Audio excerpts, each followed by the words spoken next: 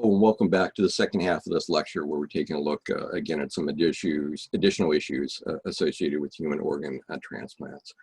And so in the first half of today's lecture, we talked about the fact that we need to have a system for determining who gets these organs when they become available. And regardless of what we've got right now, it is a system of limited availability of these human organs. And so with that, any system we have in place to determine who has the right or who has the ability to get these organs is going to be inherently biased against somebody. And so what we've got to do is try to figure out how to increase the availability of these organs. And so one of the ways we can take a look at this is the use of incentives. And so again, highly controversial. Hopefully, as we go through today's lecture, you can see some of the controversies associated with it. But even if it is controversial, is it something we should think about doing? And so what we're going to do here is think a little bit initially about cadaveric organ donations. So these are going to be organ donations, organs donated from a cadaver, so from a dead individual, so somebody that's died. So we're talking about, harvesting the organs from somebody who has passed. And again, depending upon kind of your religious mindset, may not necessarily need their organs in that next phase, whether that phase is, just dead, dying, being buried, being cremated possibly, or, for some religious cultures, they don't want to be kind of separated from their body parts because they're going to need those body parts in an afterlife.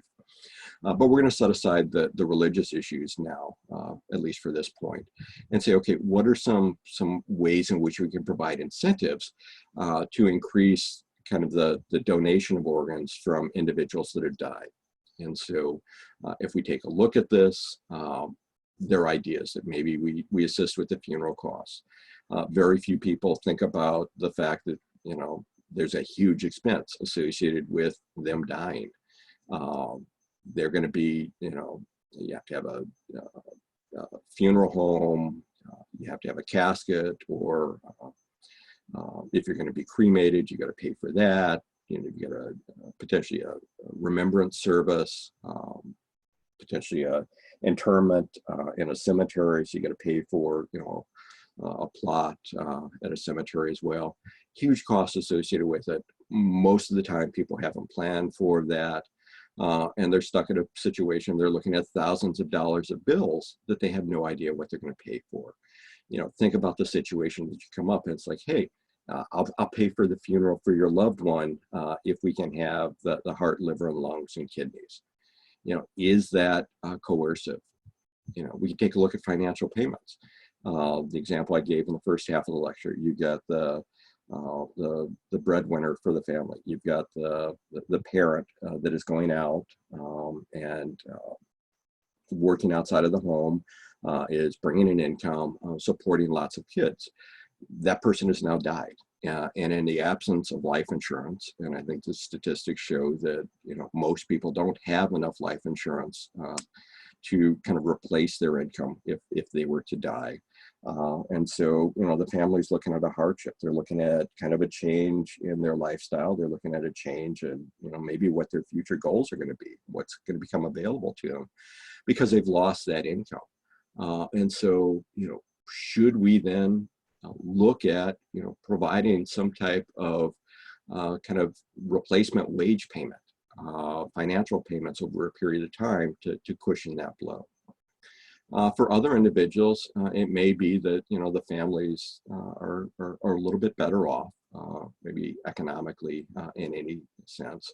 And so instead of, giving the payment directly to them, we make a charitable donation to an organization, or recognize the charity that's been given by the family to allow the organs to be donated and used to improve the lives of others. Now, if we take a look at this, are these incentives that we're talking about going to be coercive? Remember when we talked back about, a long time ago now, but we talked about, if you want to recruit a subject for a human subject for a research study, you don't want to be coercive in getting them to agree for your study. And so you can't give them huge sums of money that are out of line. And so, we take a look at it. As I said, funerals are going to be expensive. Death of a wage earner puts the family in a very, very tenuous position. And therefore, any type of payment is going to be potentially coercive. And the larger incentive, the larger the payment, it's going to be associated with greater and greater risks of coercion. And the question then, is that good? Is that bad? Are we then, by putting in these financial incentives, thinking about, almost buying organs from the family of deceased individuals? Is that right? Is that wrong? Is that something that we want to be thinking about?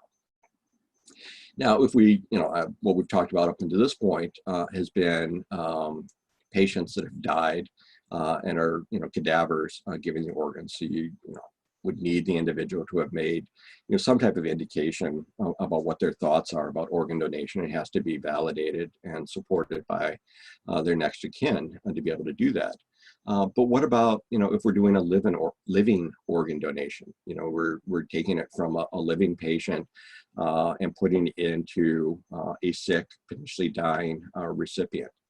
And so taking a look at that, we've got 2 kidneys. And so it's possible for somebody to make a kidney donation and have a very good quality of life, a long lifespan after doing that. But again, there's some ethical concerns about that. And so if we take a look at living organ donations, in many cases, our bodies are built in a way that, we've got some redundancy built in. And in many cases, some of the organs, we've got spare parts associated with them. We've got 2 kidneys. We've got a system within our liver that if we remove part of the liver and it's a healthy liver, it's possible for that to regrow. If we have a living donor, there's a better possibility of a match between the donor and the recipient, because we're not racing against time with a dead individual and the organs are breaking down.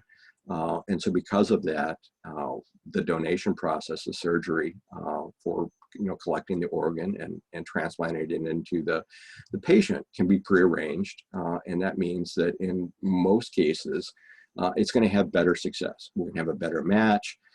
In most cases, we can prepare the patient that's going to be receiving the organ. And so we can increase the success of the transplant, increase the outcome, increase the quality and the benefit by doing this organ donation. But when we take a look at this, who is it that is going to be helping make the decision about whether or not we're going to be donating an organ? And so when we take a look at it, they're not normally the same type of organ donation specialists that we see with cadavers that are within that organ procurement system that we talked about previously. Oftentimes, there's going to be some type of pressure on the individual. And so lots of pressure on the living donor that ideally wouldn't impact their decision, but in reality are probably going to cause them to become biased in some way. If it's a situation, and as we know, in order for an organ transplant to be successful, it needs to be a good match between the donor and the recipient. And so the best matches are most likely to come from siblings, close family relationships. And so there's going to be some inherent pressure. You've got 2 kidneys and your brother is very sick and he needs one. So why don't you just give him your spare kidney? That's coercion. That's putting pressure to donate and potentially do something that you don't want to do, but you've got the family pressure on it. There's some health consequences associated with it. Regardless of the type of organ donation you're going to be looking at, you're talking about a surgical procedure. You're going to have to go under anesthesia. You're going to have some pain and discomfort. And there's always a risk of potential health complications. You've got a spare kidney now, but what happens 5 years from now and you're in a car accident and you have a lot of trauma to your abdomen and you're damaged your kidney. And so yes, you had 2 kidneys, you donated one, and you should have a healthy life with just 1 kidney. but it's become damaged now. And now you're at risk because you only have one kidney, you don't have the spare to work with. And potentially, we're talking, low risk for these types of things, but it is something that needs to be considered. There are also psychological consequences, and this is especially the case when people know who it is they're going to be transplanting or who is going to be getting their organ. And so, what do you do when you think about the fact that, you've donated your kidney, but the person doesn't survive the surgery, or they reject the kidney for reasons that, are not too clear, or, they just get sicker and sicker and sicker and they die.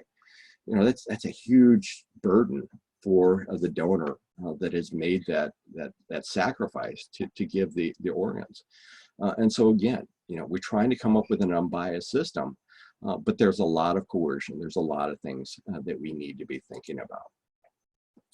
Now, when we're taking a look at these incentives, some states have already started thinking about it. Wisconsin in 2004, so roughly 15 years ago, has put in place the ability to have some non-financial incentives associated with organ donation. And when I mean non-financial, I mean, not money, being passed, cash in hand to purchase the organ. Which Wisconsin put in was an income tax deduction. And so for a donor, they're able to put in the expenses such as travel costs, or if they took time off work, lost wages. And so there's no, how do I want to say this?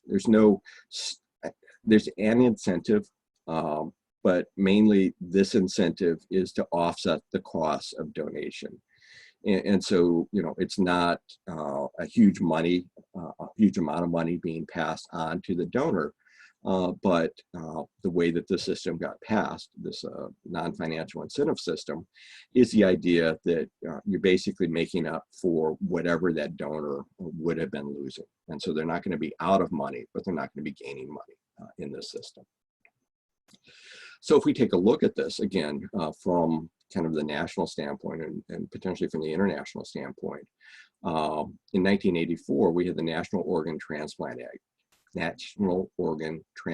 Act, which makes the buying and selling of human organs prohibited within the United States. With this recognition that selling the organs is a coercive event. It's a coercive financial incentive for individuals. And so individuals that are coming from an economically disadvantaged background, relatively poor, relatively kind of less outlook for getting a high paying job. And so they're going to be more likely to be looking at selling off body parts to try to provide for themselves and for their family. And so if it becomes possible to buy these organs or sell these organs, we've got this huge coercive system in there. So that's for the donor.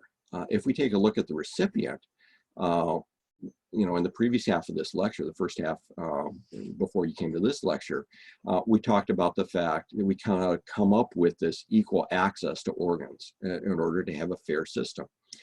If we're allowing for the buying and selling of organs, what we're going to see is that the organs are going to be sold from people that need those incentives. So they're going to tend to be those that are economically disadvantaged. And the organs are going to then be bought probably by those that have the wealth, the income, the money to be able to buy the organ. And so what we have then is an incredibly unethical system, an incredibly biased system.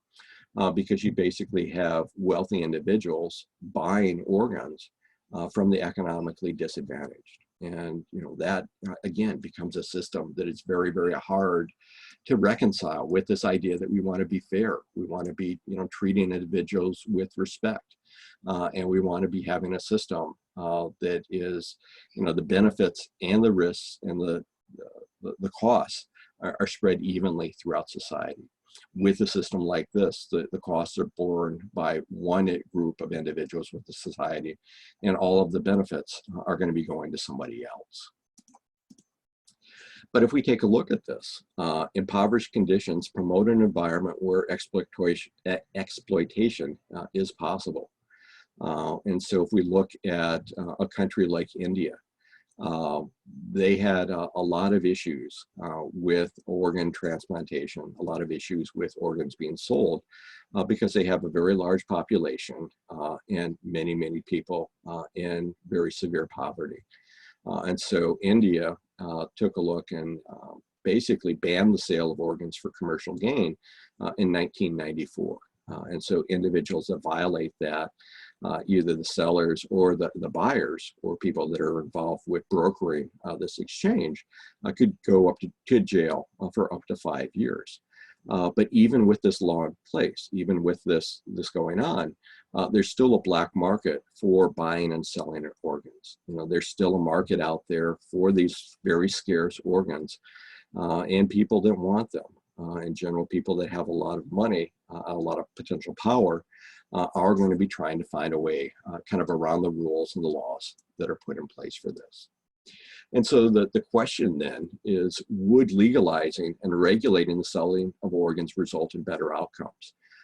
If we're going to have black market systems that allow for the sale and purchase of organs, wouldn't it be better if we regulated this in some way? If we legalized it and tried to figure out a way in which we could, you know, kind of ensure that this is being done in a way that is benefiting everybody involved. If we take a look at kidney transplantation in India, again, we saw that it was made illegal, you know, in 1994, but it still occurs. It still occurs on the black market. Basically, what we can see is that the people that have donated basically sold off a kidney. So again, 2 kidneys within their body. They have a spare, so they can donate it, and then ideally, under normal circumstances, continue to have a long and healthy life. 96% of the donors sold their kidney to pay off a debt. They received about $1,000, $1,000 US dollars when the study was done. This was reported in 2002. And so basically we take a look at it, the laborers and the street vendors, who are probably the ones that are most likely to be considering the sale of an organ, their annual income is about $660. And so what we're looking at is the people that sold their organs, sold their kidneys in this case, were basically doing it for the equivalent of about a year and a half of income. And that, you know, that's a big incentive, especially for individuals that are struggling to make it through life. But the follow-up for that is that 86%, the vast majority of that, said that health deteriorated after the sale. Again, because this is being done in a black market setting, you know, you can't go to, you know, a top class hospital with lots of sanitation and the best doctors and the best antibiotics and drugs afterwards.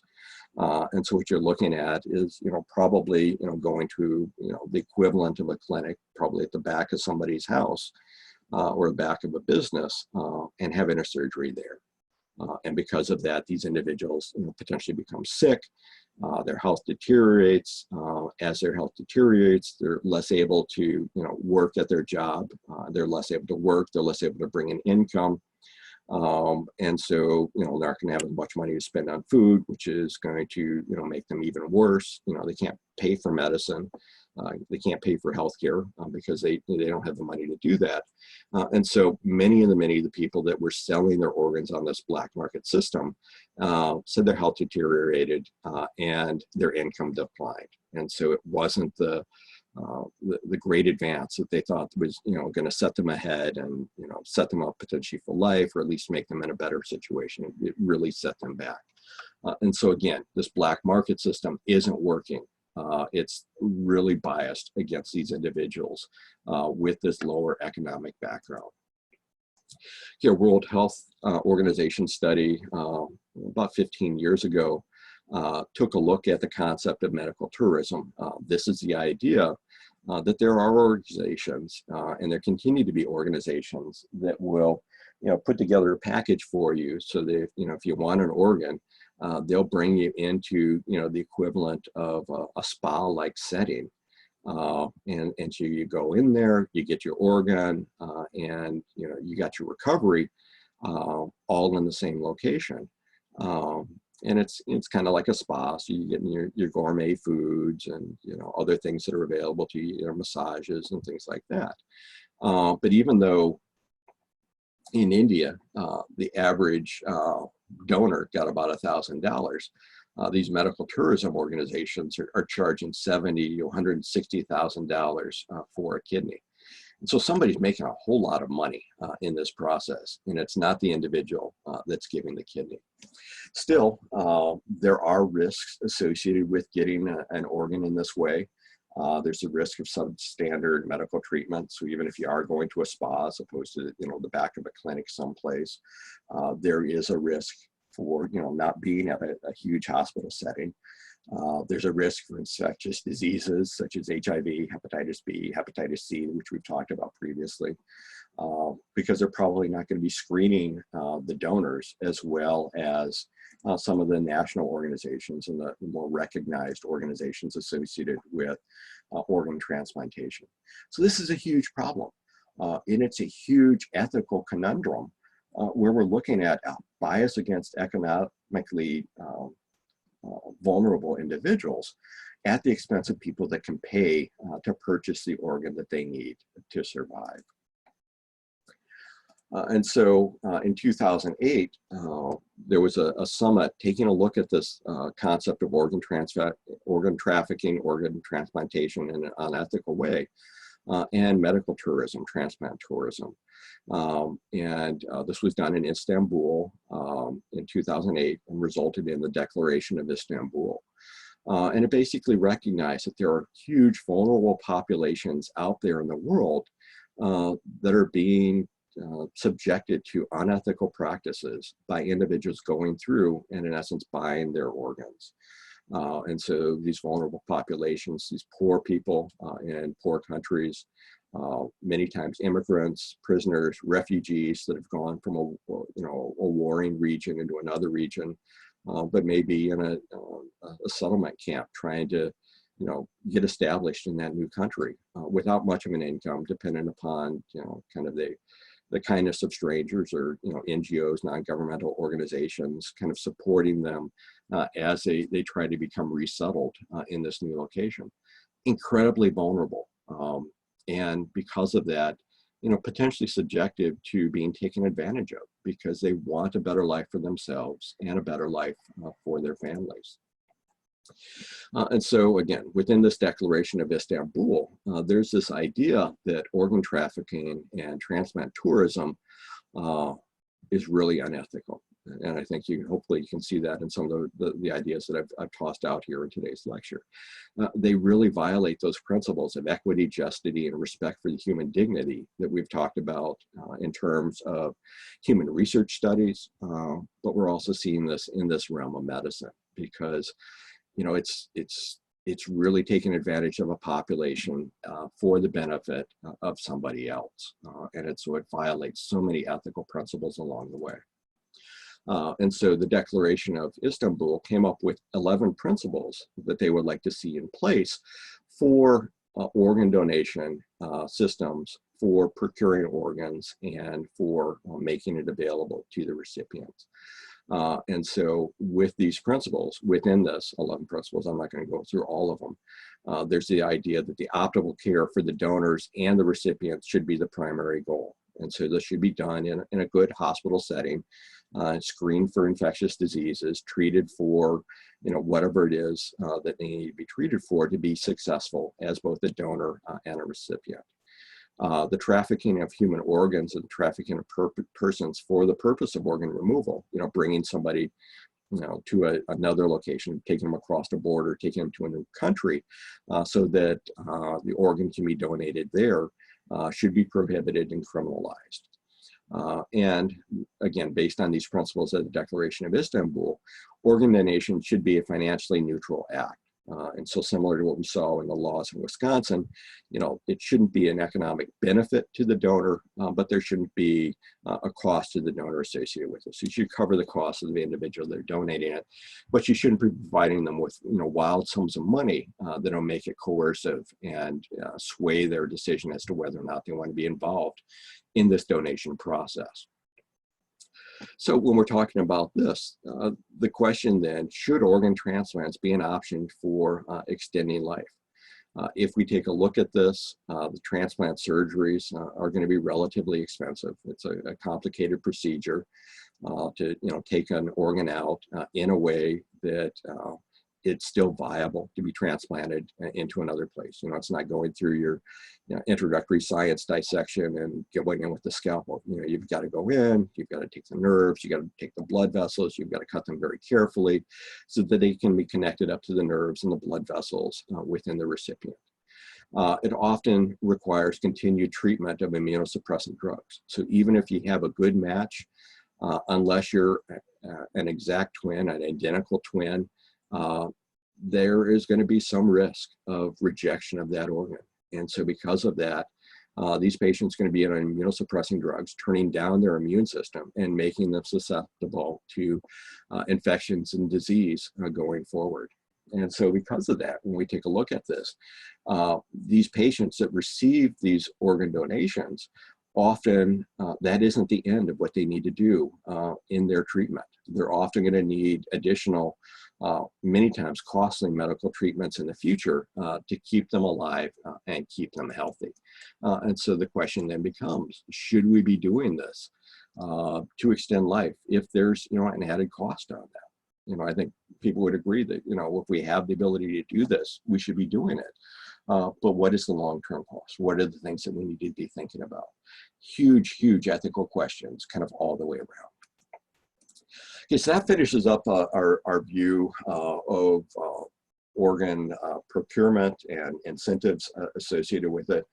I've got a couple articles for you to take a look at with the ethics of organ donation, concepts associated with organ trafficking and transplant tourism, a little bit more about the Declaration of Istanbul, a patient guide for somebody that may be thinking about buying a kidney.